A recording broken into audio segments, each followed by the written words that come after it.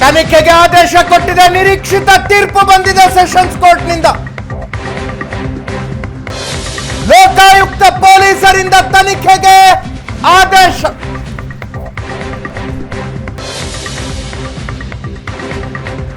ಸಿದ್ದರಾಮಯ್ಯನವರ ಮೇಲಿನ ತೂಗುಗತ್ತಿ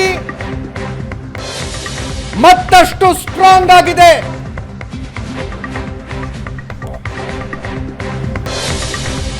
ಸಿದ್ದರಾಮಯ್ಯನವರ ವಿರುದ್ಧ ಎಫ್ಐಆರ್ ದಾಖಲಿಸಿ ಅಂತ ನ್ಯಾಯಾಧೀಶರಾದ ಸಂತೋಷ್ ಗಜಾನನ್ ಭಟ್ ಆದೇಶ.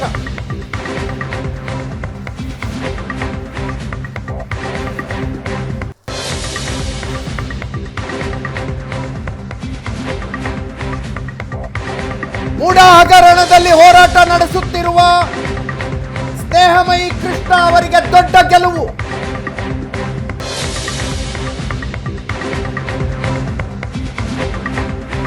ಪ್ರಕರಣ ದಾಖಲಿಸಿಕೊಂಡು ತನಿಖೆ ಮಾಡಬೇಕು ಅಂತ ನ್ಯಾಯಾಲಯ ಆದೇಶ ಕೊಟ್ಟಿದೆ. 6 ವಾರಗಳ ಸಮಯಾವಕಾಶ ನಿಗದಿ.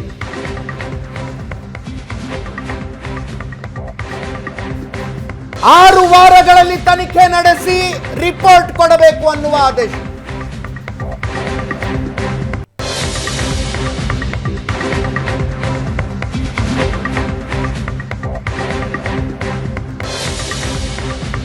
ಸಿದ್ದರಾಮಯ್ಯನವರಿಗೆ ಸಂಕಟ ಇನ್ನಷ್ಟು ಹೆಚ್ಚಾಯಿತು.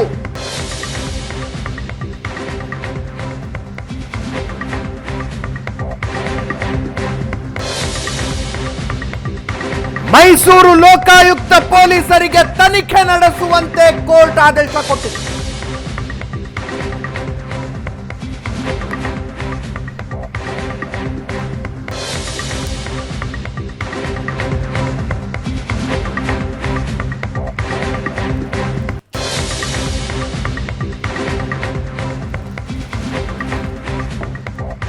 ಮೈಸೂರು ಲೋಕಾಯುಕ್ತ ಪೊಲೀಸರಿಗೆ ಕೋರ್ಟ್ ಆದೇಶ.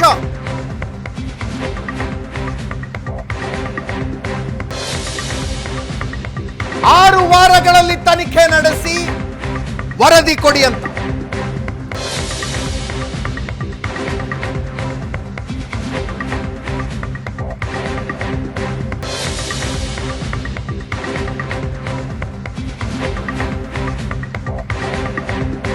ಇದು ಸಿದ್ದರಾಮಯ್ಯನವರಿಗೆ ಅನಿರೀಕ್ಷಿತ ಅಲ್ಲ. ನಿನ್ನೆ ಹೈಕೋರ್ಟ್ ತೀರ್ಪು ಬಂದಾಗಲೇ ಅವರಿಗೆ ಖಚಿತವಾಗಿ ಗೊತ್ತಿತ್ತು. ಸೆಷನ್ಸ್ ಕೋರ್ಟ್ ಕೂಡ ಇದೇ ಆದೇಶ ಕೊಡುತ್ತೆ.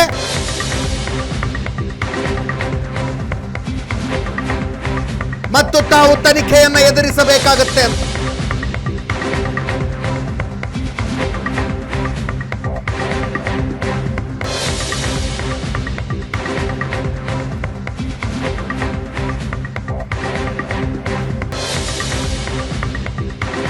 ಡಿಸೆಂಬರ್ 25ಕ್ಕೆ ಪ್ರಕರಣದ ವಿಚಾರಣೆಯನ್ನ ಮುಂದೂಡಿದೆ ನ್ಯಾಯಾಲಯ. ವೆಕೇಷನ್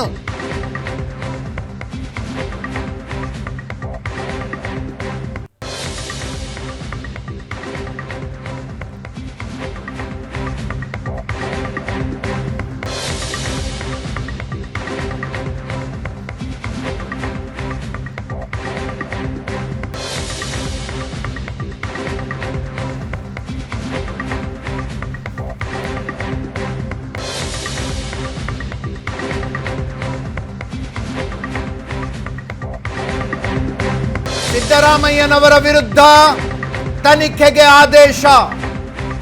ಇದು ನಿರೀಕ್ಷಿತ ತೀರ್ಪು.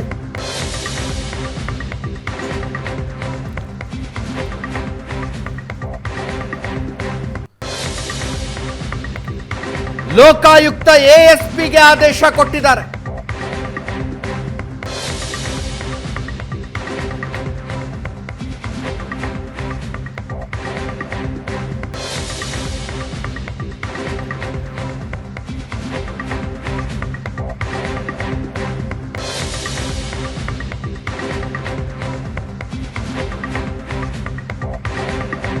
ಪ್ರಕರಣದ ವಿಚಾರಣೆಯನ್ನ ಡಿಸೆಂಬರ್ 24ಕ್ಕೆ ಮುಂದೂಡಲಾಗಿದೆ.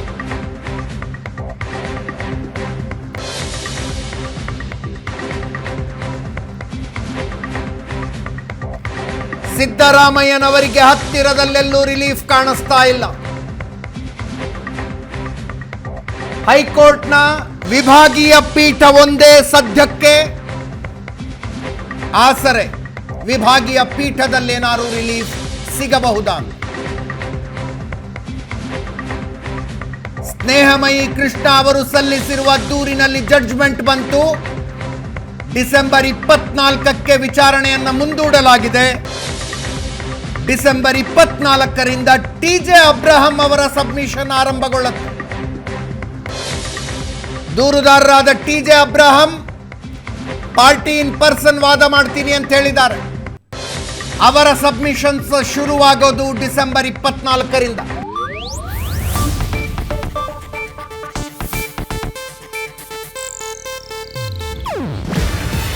ಇದು ಏಷ್ಯಾನೆಟ್ ನ್ಯೂಸ್ ನೆಟ್ವರ್ಕ್ ಪ್ರಸ್ತುತಿ. ನೀವು ನೋಡ್ತಿದ್ದೀರಾ ಏಷ್ಯಾನೆಟ್ ಸುವರ್ಣ ನ್ಯೂಸ್.